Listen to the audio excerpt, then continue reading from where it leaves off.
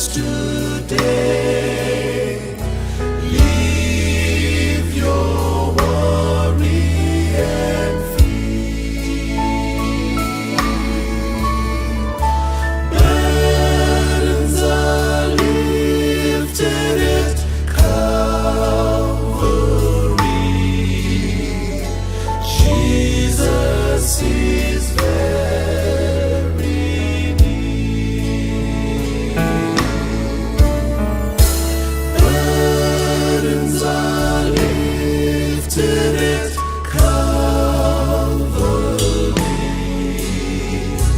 Calvary. Calvary. Burdens are lifted at Calvary. Jesus is very near. Burdens are lifted at Calvary. Calvary. Calvary. Burdens are lifted at Calvary. Jesus is very near. Jesus is very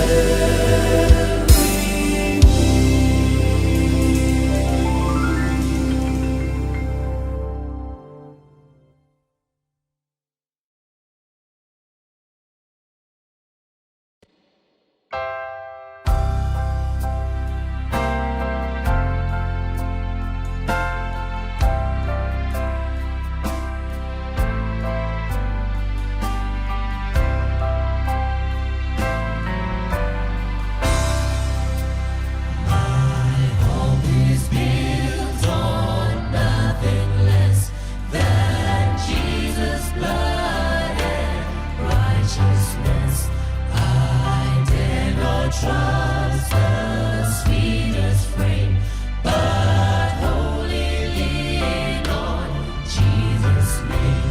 On Christ the solid rock I stand. All other ground is sinking sand.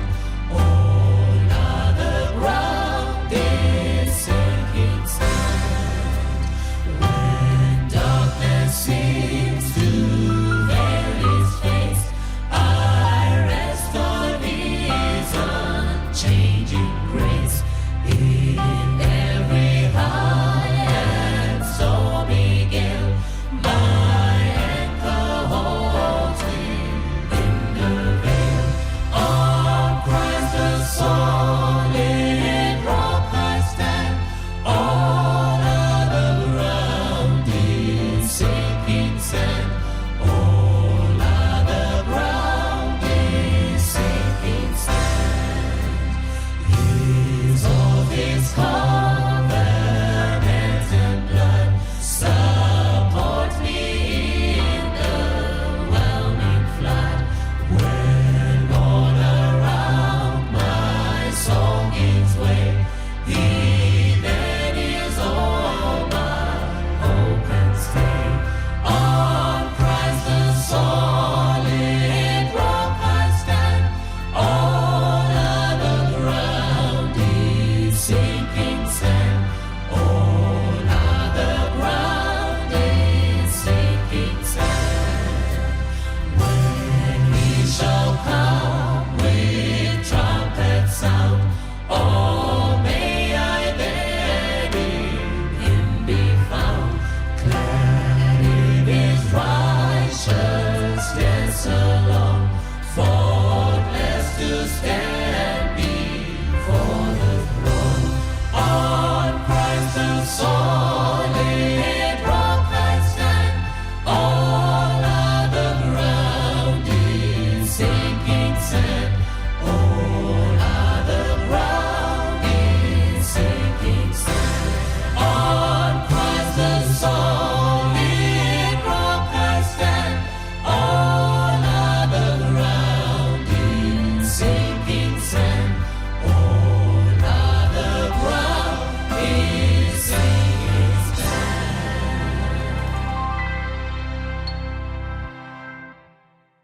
Greetings, friends, in the name of our Lord and Savior Jesus Christ. I want to welcome you to today's message, which we will be discussing under the topic Hope in Difficult Times. Of course, this is an appropriate and apt message, or rather title, to give to a message, because such messages that restore hope in us are quite needed and are in demand during these difficult and trying times. We are indeed beset by various problems which are many times outside of our control, and it can be easy to feel like a reed tossed to and fro in the wind, or a small boat tossed to and fro and almost on the verge of capsizing in this great ocean and tumultuous ocean called life. And so during these times and these difficult moments, we are in need, and we are in desperate need of messages that will encourage us, that will restore and revive hope within us.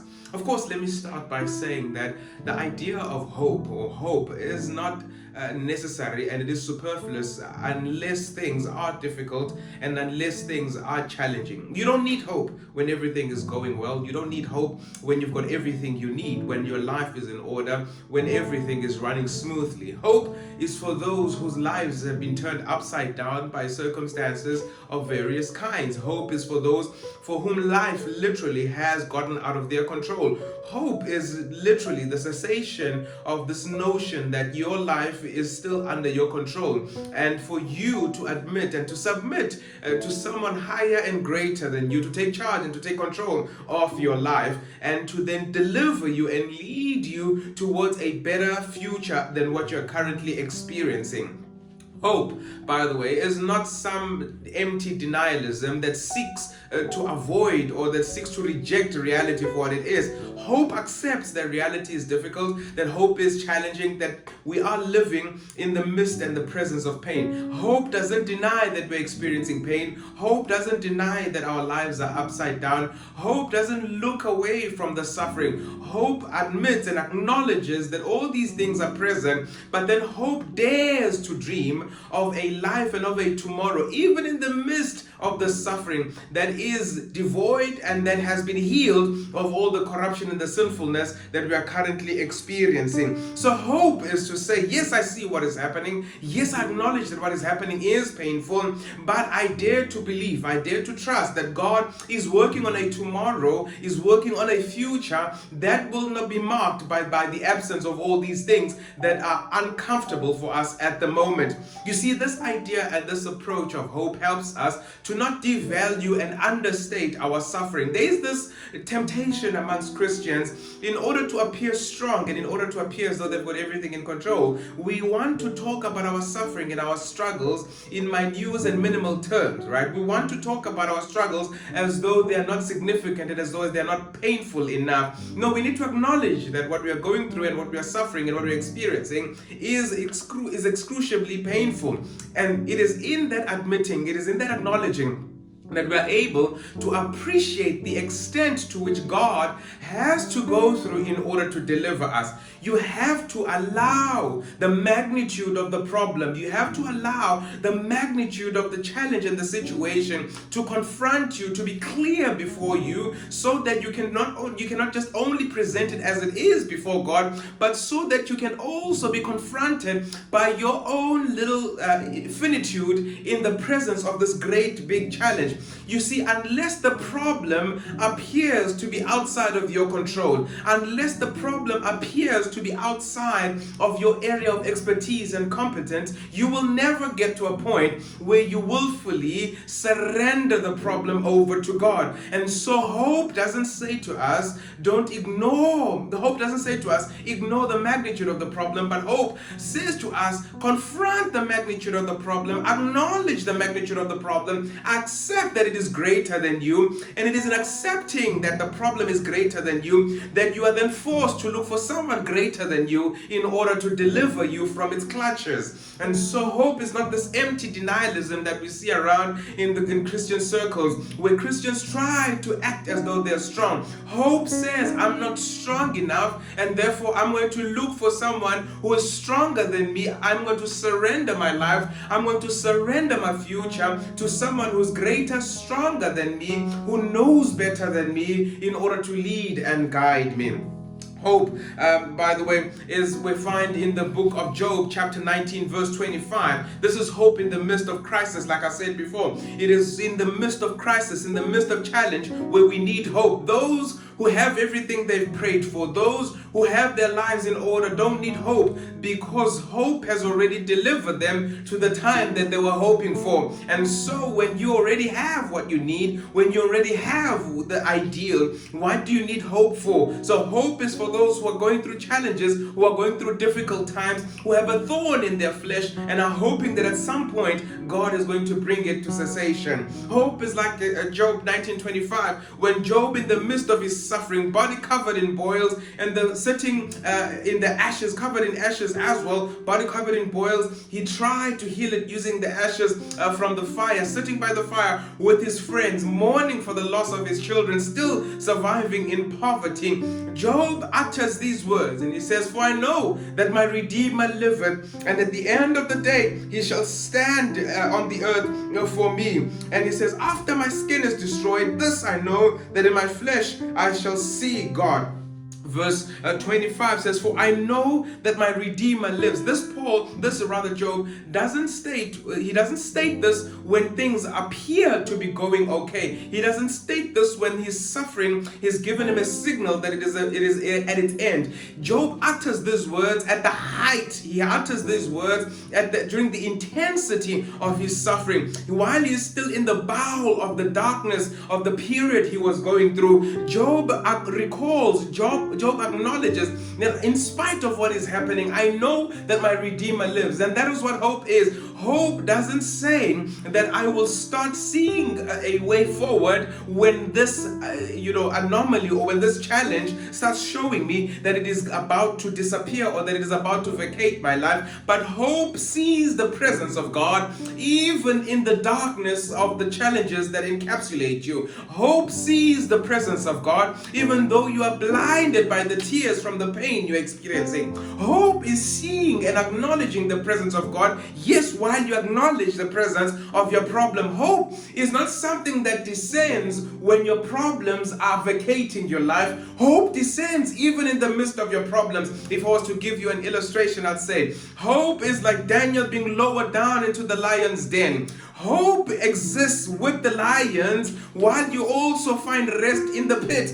Hope doesn't arrive when the lions walk away. Hope doesn't arrive when the lions close their eyes to sleep. Hope says, I will find rest, I will sleep, even though the lions are present. Hope says, though I am threatened by the reality and the presence of death, I know that my Redeemer lives. And Job here makes a very interesting theological point, that while he is surrounded by death, yes, the death of his wealth, the death of his animals, the death of his children, that even the death of his marriage, it's on the verge of collapse. Job here recalls that the presence of God is the exact opposite of what surrounds him. And so for Job, God stands as the exact opposite of what he is going through. This is very important. Why? Because Job's friends have just been there to tell him that what he's experiencing is from the hand of God. But Job says, my life is a direct contradiction, or my experience is a direct contradiction of who God is. While I'm surrounded by death, God is life. While I'm surrounded by decay, God is refreshment. While I'm surrounded by decay,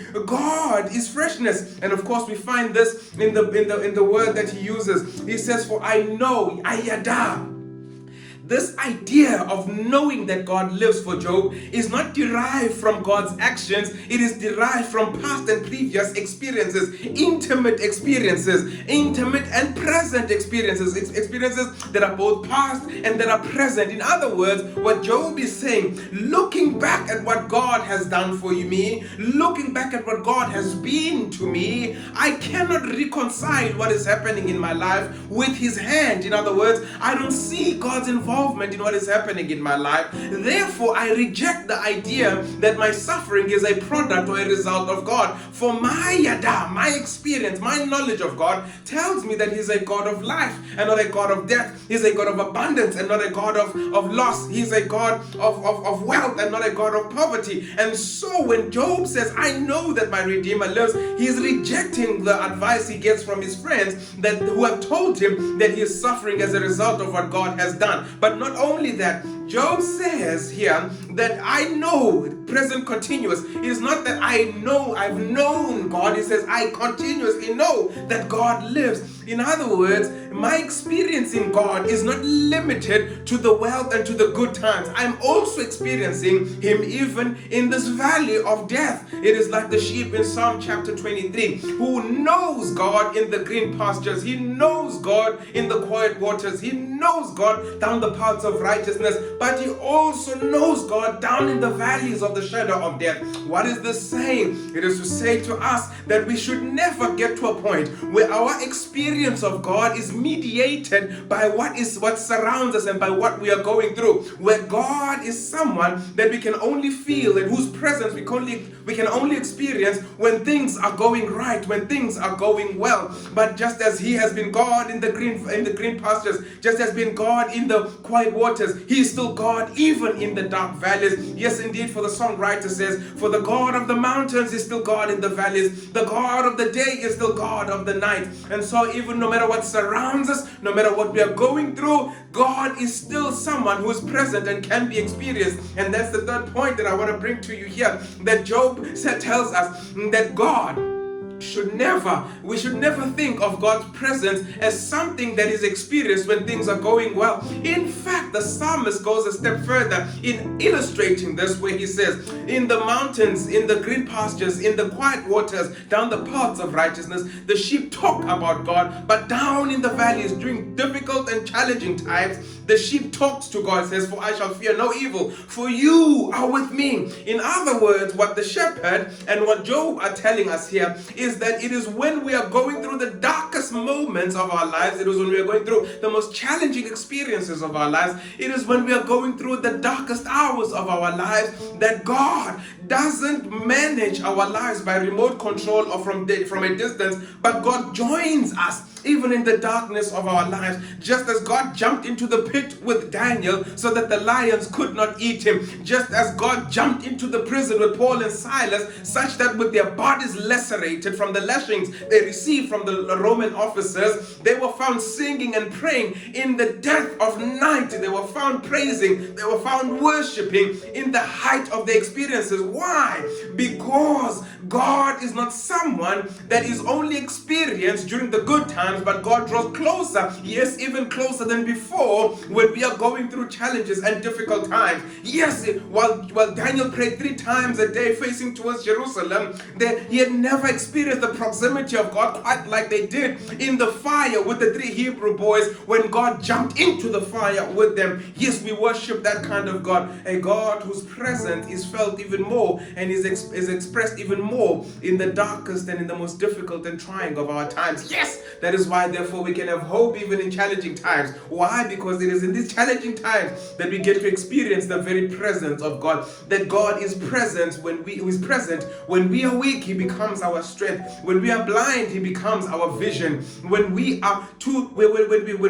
grow faint, He grants us the wings to fly and to indeed surmount the challenges that we are currently experiencing. And so Job here says, for I know my Redeemer lives. I know that my Redeemer lives. And again, this is what Job, look at the words that Job uses to describe God. God is a Redeemer.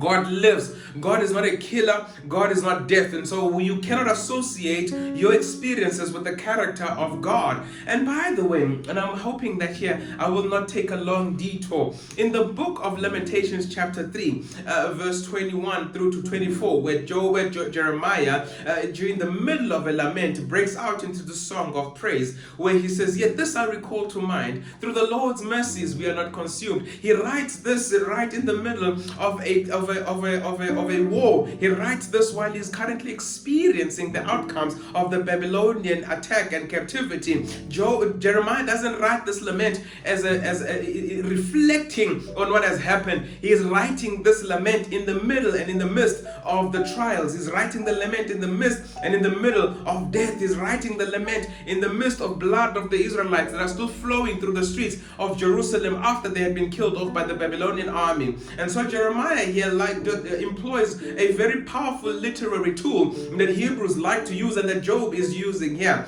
In the Hebrew mind, when you talk about the acts of God, you do not describe them in any manner that is different to God, so that it is clear what it is that God does and it is clear what does not come from God. So an action that comes from God takes on the character, not only the character, but it also takes on the personality of God. So his actions not only take on his character, but they also take on his personality. And so when Jeremiah writes that his mercies are new every morning, great is thy faithfulness, what Jeremiah is teaching us there, right? And this is in the Hebrew, original Hebrew. While we translated it as his mercies are new every morning, Jeremiah says his mercies every day are not dead. In other words, what Jeremiah is doing is that he is giving the character, or he's rather giving the mercies of God, not only the character but also the personality of God. In doing so, he is also granting the mercies of God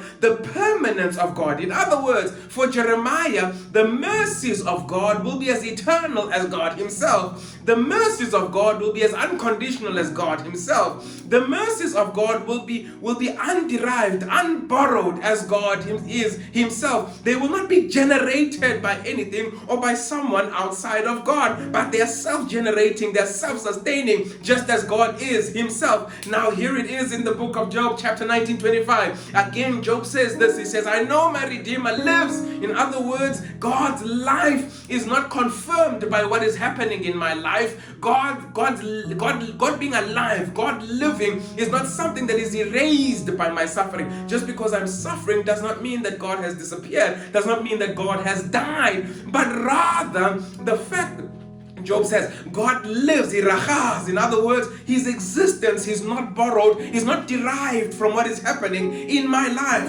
And therefore, I can have faith and trust that God continues to live, though I do not see it, though I do not experience it, though I cannot perceive it in my own life. As if Job knew we would not be able to catch this point. In chapter 23 of the same book of Job, verse 1 through to 8, he says, I go to the north looking for God, but I cannot see him. I go south and I cannot perceive him. When he's at work in the east, I cannot lock him down. I cannot see what he's doing.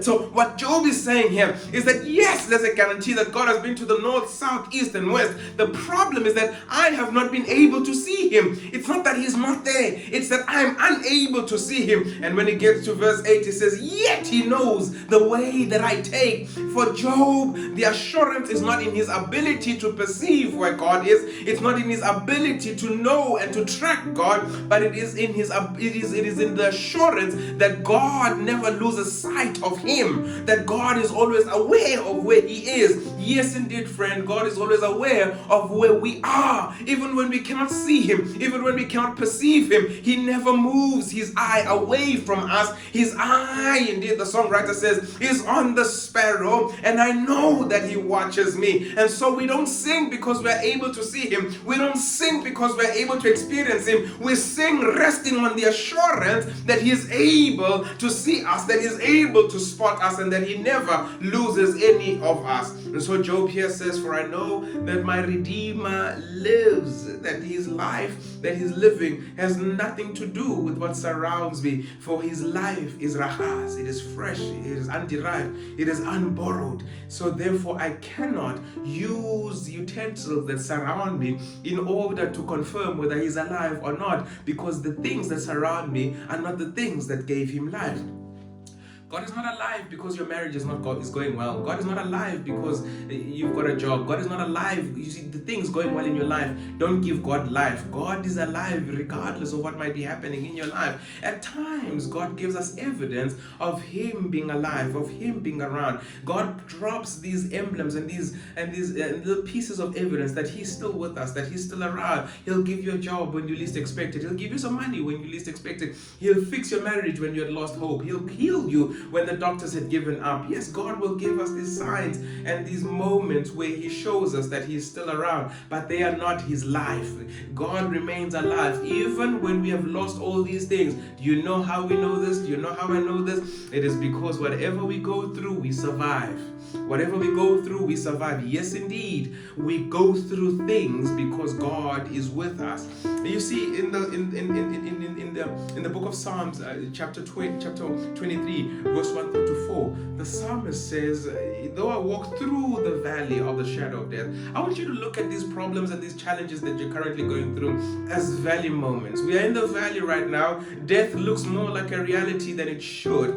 Death looks more realistic than life itself. In fact, I know many of us are on the verge of giving up, even to the point of thinking of assisting death in order to end our own lives. I know that it feels easier to give up than it is to hold on yet one more day. I know it's easy to believe that the valley is what will always be, and that God has not, and we forget that God has set a table for us even in the presence of our enemies. I know that when the enemies are circling, when the debt collectors are circling, when our marriages are falling apart, I know that when the enemy circles our lives using various methods and various tools, including our loved ones, I know it's very easy to believe and it's very easy to lose sight of goodness and mercy, the two guard dogs of heaven following us. I know it's easy to forget that in the valley, when it goes dark and the wolves start growling and they start howling, celebrating their moment of devouring us. I know it's very easy that you're not destined for the valley. The destination is the house of the Lord forever and ever and ever again. The only permanent resident that we have been created for is not the valley but the house of the Lord. And so the valley is not your permanent resident. It is just the phase you are passing through. Yes, indeed. Even the psalmist says, "Yea, though I walk through the valley of the shadow of death." You see the words that he uses. You see the language that he employs. In the green pastures he eats. There is no time limitation. In the quiet waters he sleeps. There is no time limitation. In the paths of righteousness he walks. There's no time limitation. Yet when he walks in the valley of the shadow of death, there's a temporality that he introduces there when he says we are walking through. We are not destined to dwell there forever. We are dwelling in the house of the Lord, not the valley. The valley is not your permanent residence. It is a temporary stop. It is a temporary passage that you are meant to go through. The valley becomes a permanent residence if you stop moving. Hope says to us, don't stop moving, keep walking. When your wings of faith get too tired to fly. Let me say that again. When your wings of faith get too tired to fly, then run. When you're running, when you get too tired of running, then walk. When you get too tired of walking, then crawl. But whatever it is that you do, don't stop moving. Yes, indeed, for they that hope in the Lord shall mount up on wings like eagles. They shall soar and not grow weary. They shall run and not grow tired. This is a promise that God is giving us as long as we continue to trust and hope in Him, that we will never stop moving as long as He is with us. Why? Because the song of faith is not a song of around, over, and under obstacles, but the song of faith is a song of through obstacles. We are not destined for the valley. We are destined to go through. Isaiah picks this thought up in Isaiah chapter 43, verse 1 through to 4. He says, yes, I know you, I've made you, I've called you by name, I've called you Israel, you are mine. You shall walk through the waters, and they will not overcome you. You shall walk through the fire, and it shall not consume you. You shall walk through thorns, and they will not pierce you. For I am the Lord your God. I've called you by name and you are mine. This is a promise that God gives you, that what you're currently experiencing is just a temporary transition towards a permanent residence. Our residence is not the valley. Our residence is in the house of the Lord. But remember, before you get to the house of the Lord, you must still pass through the banquet table where your enemies are in attendance, where those who pursued you in the dark valleys, where those who celebrated and rejoiced at your demise in the dark valleys, where those who plotted and planned your demise in the dark valleys are going to be in attendance at the banquet table to observe God serving you, yes, even in the presence of your enemies. Can I tell you something? That this is not something that will happen in the future, but it is something that is currently happening right now. That God is able, that God continues to watch over us, that God continues to provide for us, that God continues to sustain us, that God continues to protect us, even though our enemies continue to circle, plan, plot our demise around us, that God is still present with us, even, yes, in the midst of our enemies. That God's presence is not something that is going to succeed the presence of our enemies, but God's presence is a present reality along with that of our enemies, and God continues to serve us, yes, while our enemies are present. Maybe our biggest challenge is that we acknowledge the greatness of the problems too much, so much so that we miss out on an even greater presence than the presence of the challenges. Right? We are like Elijah's servant who goes out in the morning to fetch water, and when he looks out at the city gates, he sees the Amorite army. His eyes are so captured by the Amorite armies that he fails to see the armies of angels surrounding the mountains, which God has deployed to protect him. See what happens.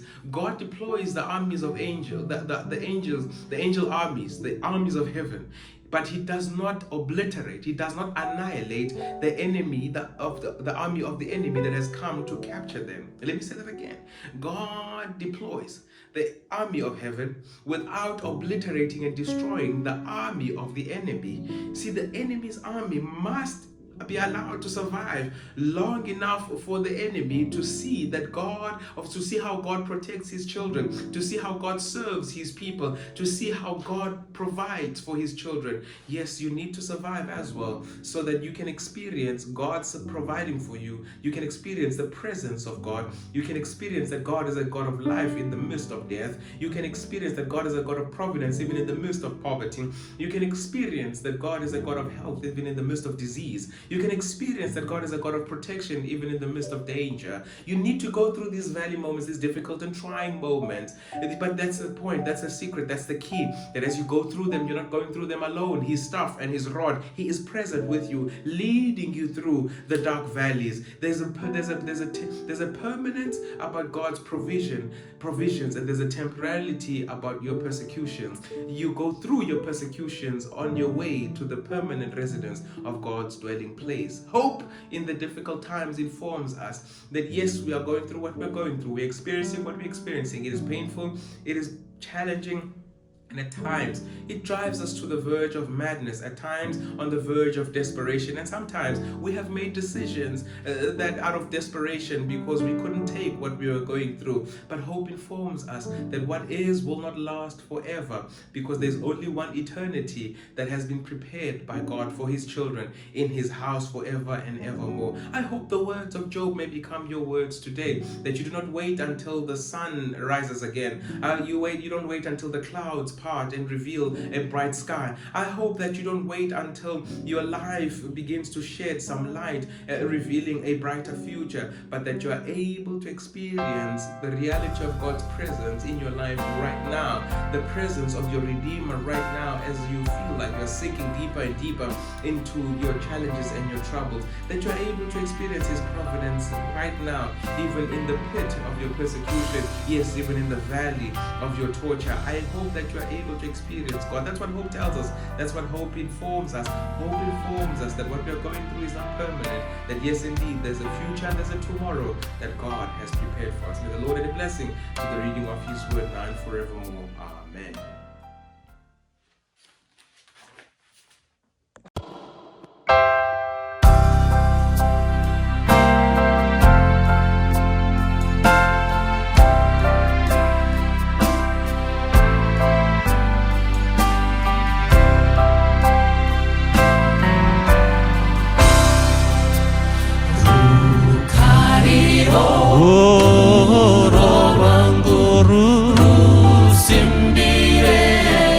kuna Kristu handida wirine munuasi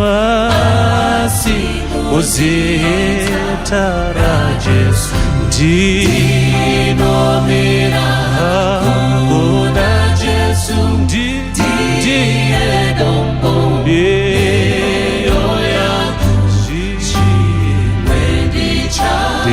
ndichanyura kuti avikwa vangeli matsitsi dzake nogarira imomo mumepo yesimbaru wake ini ndinomira kuna Jesu ndiye dombo neyo yangu chene ndichanyura chirangano chake ichonde chitsetso chero karo zvinondipa iroro simbiro pakati pematambudzo yene ndinomira ikoko na Jesu ndiye dombo neyo yene ndinganyura ipo apo eanenge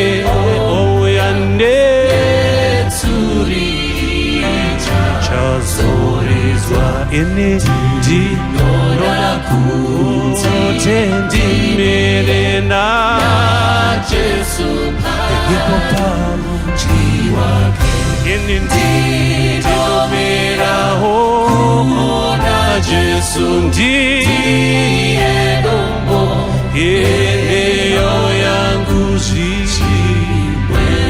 chene ndechanyura ndinomira ikoko na Jesu ndiye dombo yeneyo yangu zvimwe chanyura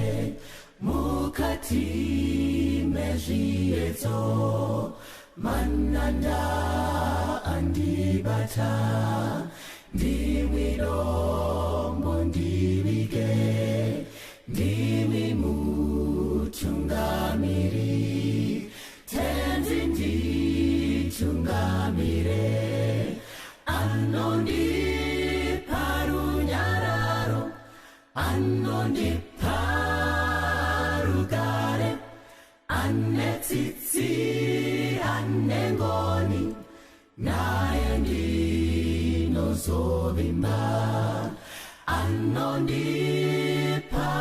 rufaro anondipa upenyu apondaneta darukutika anondipa osimba semwana onyaratswa munganyaratse nyanza manana anomonzwa kana moti nyarara dimwitenzi wenyanza tenzi nditungamire anondipa runyararo anondipa rugare anetsitsi anengoni naye ndinozovimba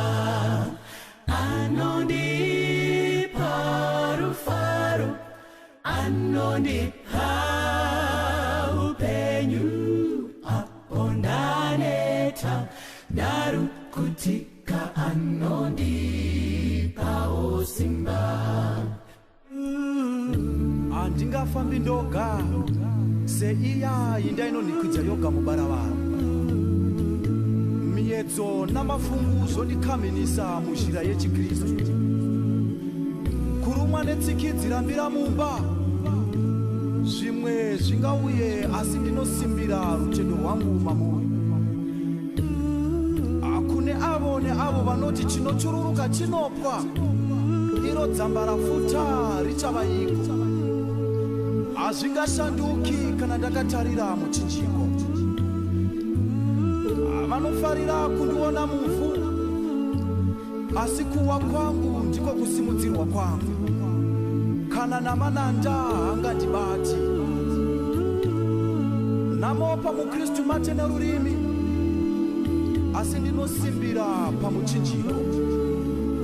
Pachikomo chiye cheKarivhari ndipo panobva simba rangu. Anondipa runyararo, anondipa rugare, anetsitsi anengoni, naye ndinozovimba. Anondipa rufaro, anondipa upenyu apo ndaneta ndarukutika anondipawo simba. Apo ndaneta ndarukutika anondipawo simba. Apo ndaneta ndarukutika anondipawo simba.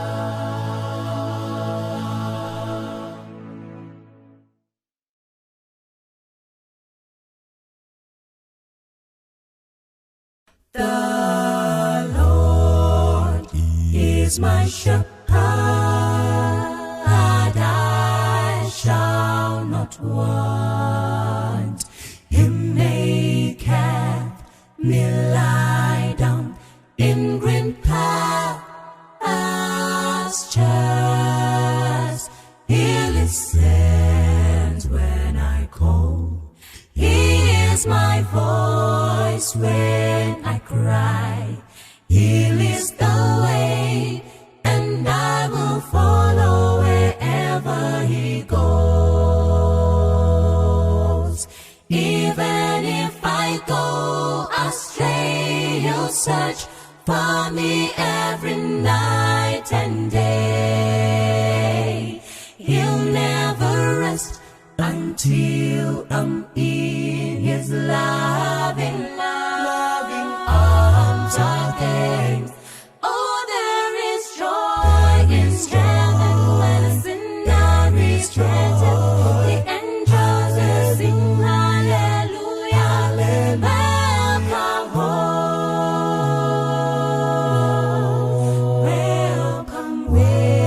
welcome home. Sins will be washed, and stains will be removed in Jesus' name. Ooh, ooh, what can wash away my sins? Nothing but the blood of Jesus. Even though your sins are as red as scarlet, he will wash them whiter than snow. Even though your sins are as red as crimson, he will wash them whiter than wool. So why don't you come to the Lord? He'll take them away. So why don't you come to the Lord?